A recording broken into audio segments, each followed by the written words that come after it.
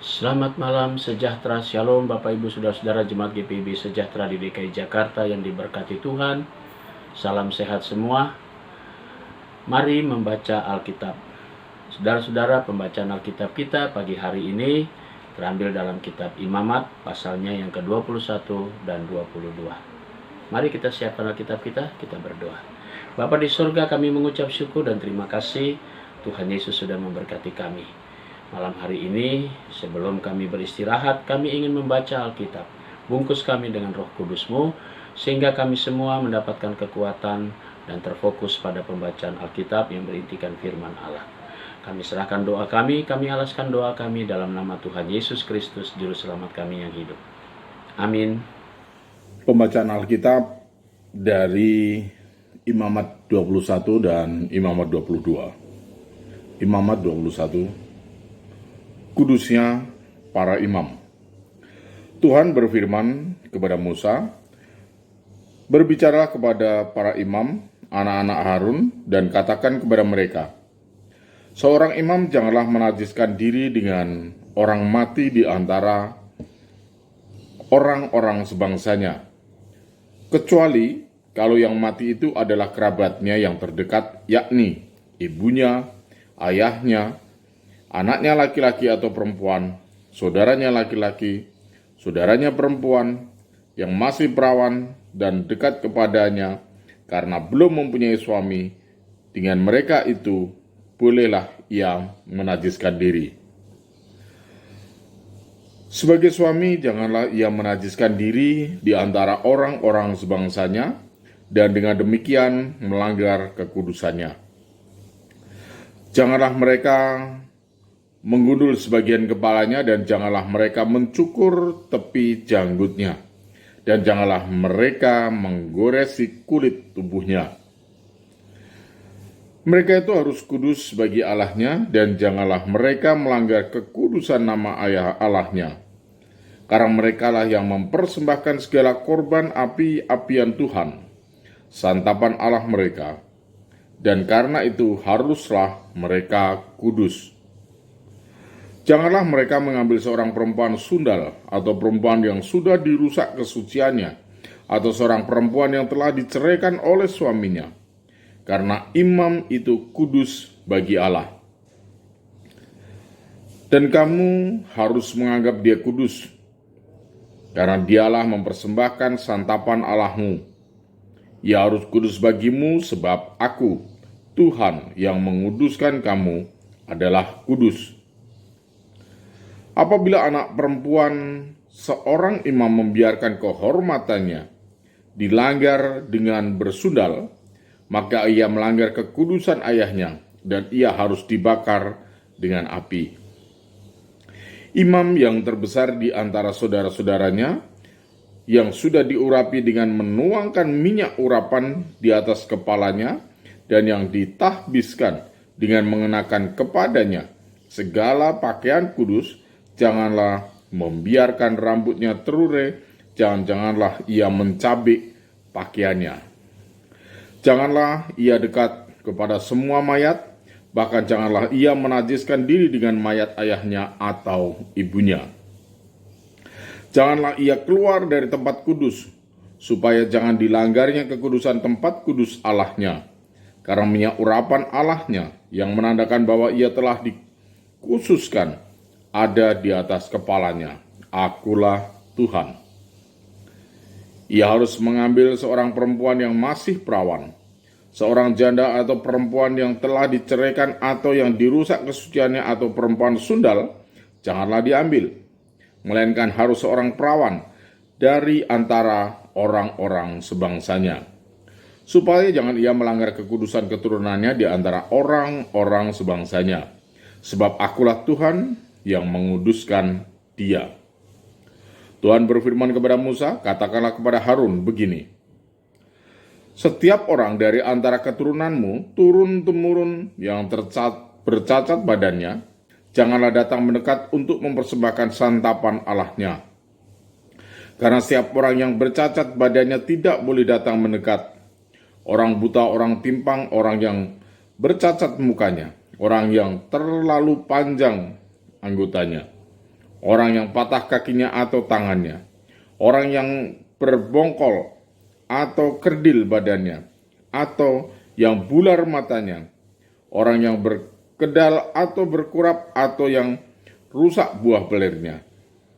Setiap orang dari keturunan Imam Harun yang bercacat badannya, janganlah datang untuk mempersembahkan segala korban api-apian Tuhan.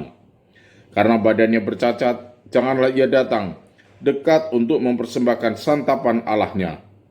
Mengenai santapan Allahnya, baiklah persembahan-persembahan maha kudus maupun persembahan-persembahan kudus boleh dimakannya.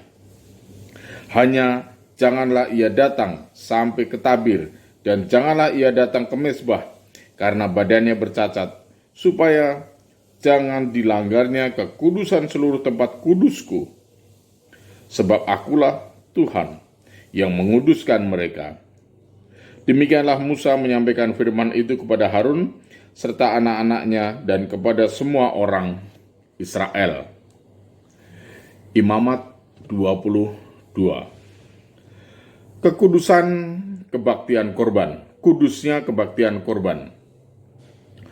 Tuhan berfirman kepada Musa, katakanlah kepada Harun dan anak-anaknya supaya mereka berlaku hati-hati terhadap persembahan-persembahan kudus yang dikuduskan orang Israel bagiku, agar jangan mereka melanggar kekudusan namaku yang kudus. Akulah Tuhan. Katakanlah kepada mereka, setiap orang di antara kamu turun-temurun, yakni dari antara segala keturunanmu yang datang mendekat kepada persembahan-persembahan kudus yang dikuduskan bagi orang Israel, bagi Tuhan, sedang di dalam keadaan najis, maka orang itu akan dilenyapkan dari hadapanku. Akulah Tuhan. Seorang dari keturunan Harun yang sakit kusta atau yang mengeluarkan lelehan, janganlah memakan persembahan-persembahan kudus sebelum ia menjadi tahir. Dan orang yang kena kepada sesuatu yang najis, karena orang mati atau orang yang tertumpah maninya, atau orang yang kena kepada seekor binatang yang merayap, yang menajiskan dia, atau kepada salah seorang manusia yang menajiskan dia, dengan kenajisan apapun ia menjadi najis. Orang yang kena kepada yang demikian itu menjadi najis sampai matahari terbenam, dan janganlah ia makan dari persembahan-persembahan kudus sebelum ia membasuh tubuhnya dengan air. Sesudah matahari terbenam barulah ia menjadi tahir, dan sesudah itu bolehlah ia makan dan dari persembahan-persembahan kudus itu, karena itulah yang menjadi makanannya. Janganlah ia makan bangkai atau sisa mangsa binatang buas, supaya jangan ia menjadi najis karenanya. Akulah Tuhan.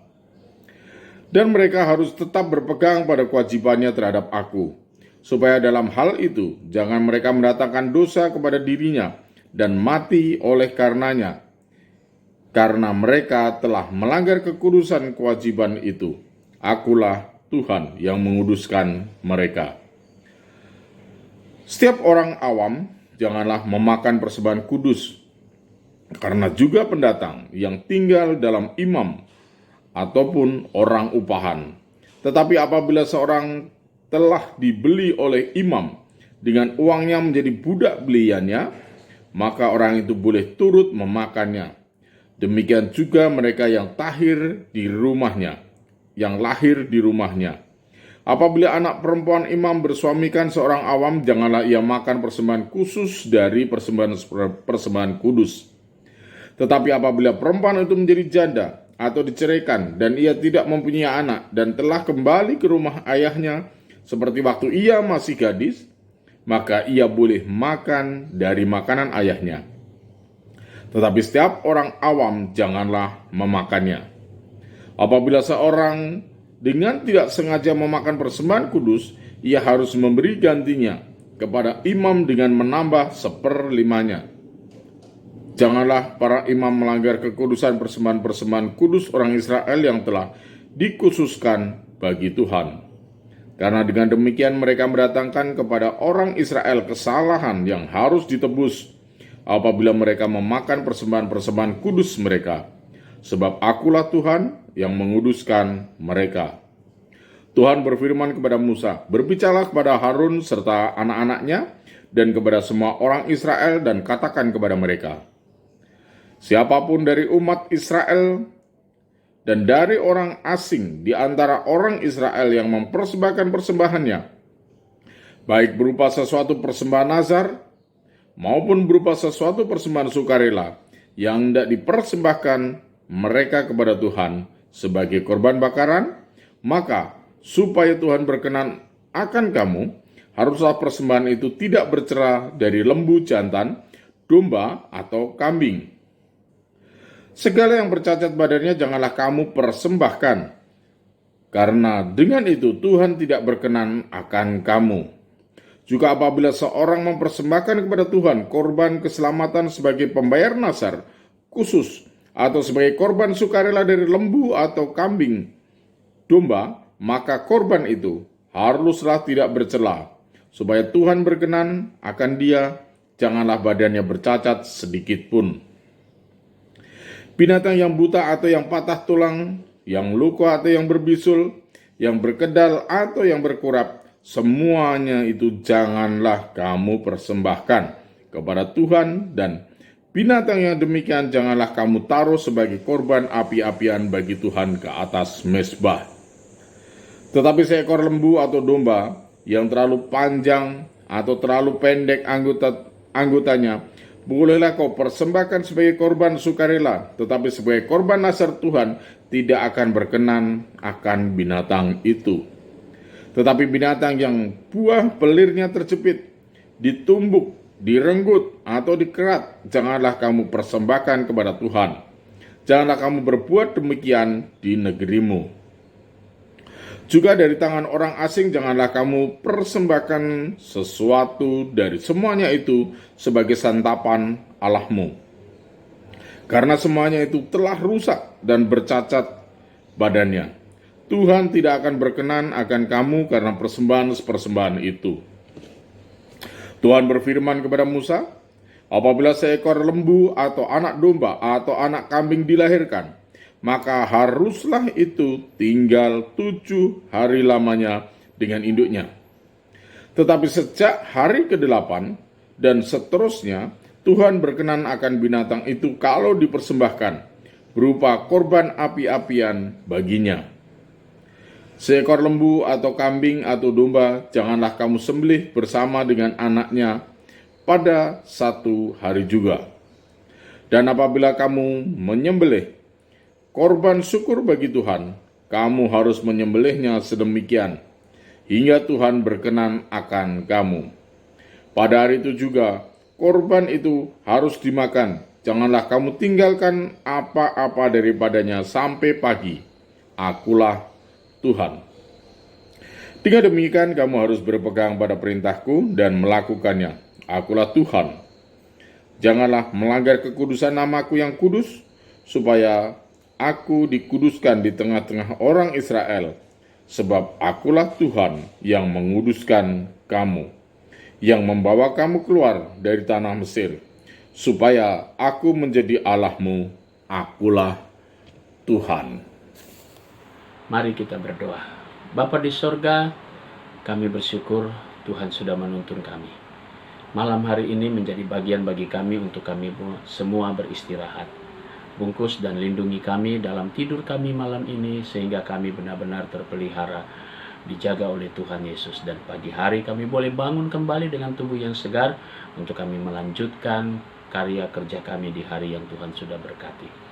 Kami serahkan doa kami juga untuk Jemaat GPIB Sejahtera di DKI Jakarta.